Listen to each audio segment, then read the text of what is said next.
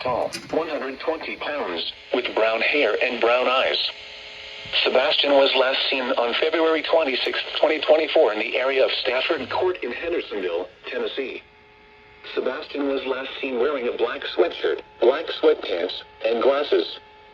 Sebastian has a medical condition that may impair his ability to return safely without assistance. If you have seen Sebastian or have information regarding his whereabouts, please contact the Sumner County Emergency Communications Center at 61545138384 TBI 1800 TBI FINRD.